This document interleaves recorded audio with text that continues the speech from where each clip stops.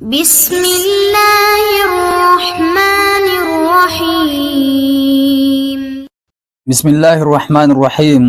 مختصر مسائل زکوٰۃ۔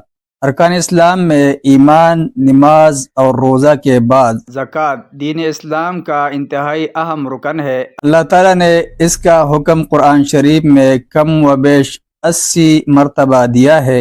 زکوٰۃ کا لغوی معنی ہے بڑھنا، پاک ہونا۔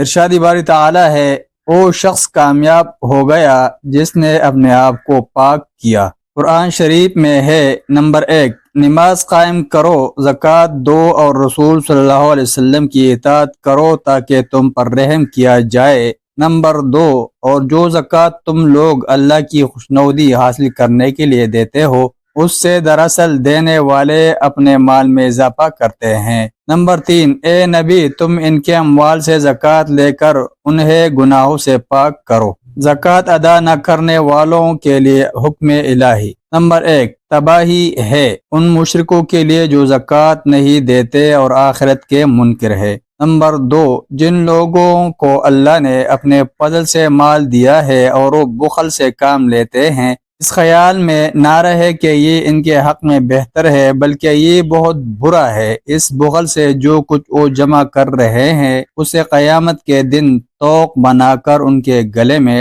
ڈالا جائے گا۔ نمبر 3، دردناک سزا کی خوشخبری سنا دو ان لوگوں کو جو سونا اور چاندی جمع رکھتے ہیں اور انہیں اللہ کی راہ میں خرچ نہیں کرتے۔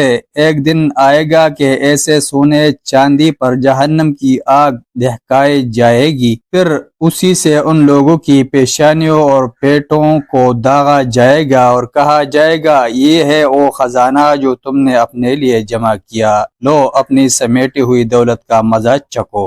نبی صلی اللہ علیہ وسلم نے فرمایا ہے، اس صدقہ سے کوئی مال کم نہیں ہوتا۔ مظلوم کی بد دعا سے ڈرتے رہو کیونکہ اس کے اور اللہ کے درمیان کوئی چیز حائل نہیں۔ زکوٰۃ فرض ہونے کی شرائط۔ زکوٰۃ فرض ہونے کی 2 شرائط ہیں۔ نمبر 1، وہ مال بقدر نصاب یا اس سے زیادہ ہو۔ نصاب سے مراد وہ کم سے کم مقدار ہے جو شرعیت نے مختلف چیزوں کے لیے مقرر کی ہے۔ نمبر 2، اس پر ایک قمری ہجری سال گزر چکا ہو، البتہ زمین کی پیداوار پر 1 سال کی شرط نہیں، فصل کاٹنے اور صاف کر لینے کے ساتھ ہی ادا کی جائے۔ اسی طرح کانوں اور دبے ہوئے خزانوں کے لیے بھی 1 سال کی شرط نہیں۔ یہ ہر آزاد مسلمان مرد و عورت پر فرض ہے جس میں مندرجہ بالا شرائط پائی جائیں۔ اگر مال کا مالک بچہ یا ناسمجھ آدمی ہو تب بھی سرپرست پر فرض ہے کہ زکوٰۃ ادا کرے۔ قرض اگر نصاب کے مال سے زیادہ ہو تو زکوٰۃ فرض نہیں۔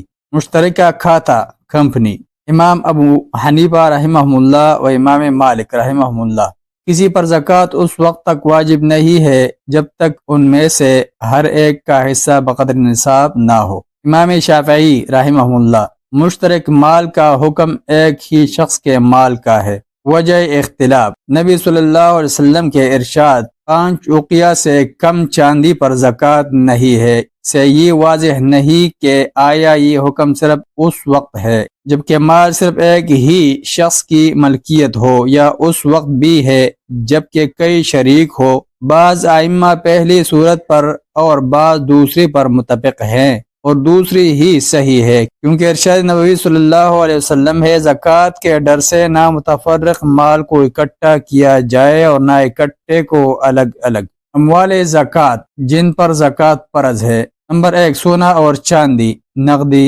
نمبر 2، مال تجارت۔ نمبر 3، زرعی پیداوار۔ نمبر 4، مویشی۔ نمبر 5، کان اور دبے ہوئے خزانے۔ وہ اشیاء جن پر زکوٰۃ واجب نہیں ہے۔ ذاتی استعمال کی اشیاء، ذاتی مکان یا مکان کی تعمیر کے لیے پلاٹ، ذاتی استعمال کی اشیاء مثلا کار، فرنیچر، فریج، حفاظتی ہتھیار یا مویشی خواہ کتنے ہی قیمت کے ہوں پر زکوٰۃ نہیں۔ سونا اور چاندی، ان پر 40واں حصہ 1/40 یا 2.5% زکوٰۃ ادا کرے گا۔ نمبر 1، سونا 7.5 تولے سے زیادہ ہو تو 40واں حصہ یعنی 2.5% زکوٰۃ ہے، جبکہ ملکیت میں 1 سال گزر جائے۔ اصل اعتبار وزن کا ہوگا، قیمت کا نہیں۔ عورت کے زیورات کی زکوٰۃ۔ اگرچہ اس مسئلہ میں اختلاف رائے ہے، لیکن علماء کے صحیح تر قول کے مطابق زکوٰۃ دینی چاہیے۔ نمبر 2، چاندی 52.5 تولے سے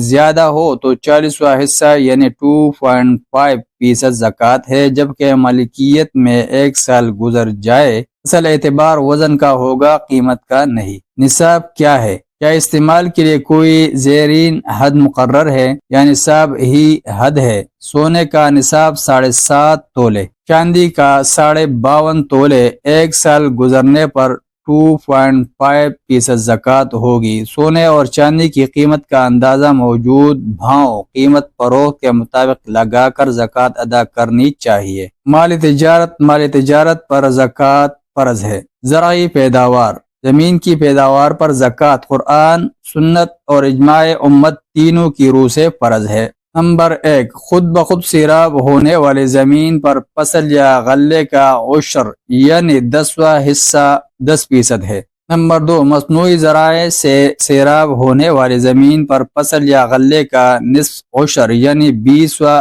حصہ 5% ہے۔ فصل یا غلے کی اقسام: گندم، جو، کھجور، کشمش، جوار، مکئی، باجرہ، چاول وغیرہ۔ غلوں اور پھلوں کا نصاب جمہور کے نزدیک 5 وسق یعنی تقریباً 725 کلو گرام کے برابر ہے۔ حضرت ابو سعید خدری رضی اللہ عنہ سے روایت ہے کہ نبی اکرم صلی اللہ علیہ وسلم نے فرمایا، غلوں اور پھلوں پر 5 وسق 725 کلو گرام سے کم پر زکوٰۃ نہیں ہے۔ شافعیہ، مالکیہ اور حنابلہ کا اس پر اتفاق ہے کہ غلوں کا نصاب 5 وسق 725 کلو گرام ہے، جبکہ وہ خشک ہو چکے ہوں اور انہیں چھلکوں وغیرہ سے صاف کر لیا گیا ہو۔ غلوں اور پھلوں کی شرح زکوٰۃ: زمین کی قدرتی ذرائع بارش وغیرہ سے سیراب ہونے پر عشر 10واں حصہ اور مصنوعی ذرائع سے سیراب ہونے پر نصف عشر 20واں حصہ زکوٰۃ ہے۔ حضرت عبداللہ بن عمر رضی اللہ عنہما سے روایت ہے کہ نبی صلی اللہ علیہ وسلم نے فرمایا، جو زمین، آسمان، بارش، برف، اوس، اولے یا قدرتی چشموں سے سیراب ہو اس پر عشر اور دوسرے مصنوعی ذرائع سے سیراب کی جانے والی پر نصف عشر ہے۔ پھلوں کا عشر بذریعہ خرس یعنی تخمینہ اندازہ۔ پھل پک جائے تو توڑنے سے پہلے عشر کی مقدار کا پتہ کرنے کے لیے تخمینہ و اندازہ لگانا خرس کہلاتا ہے۔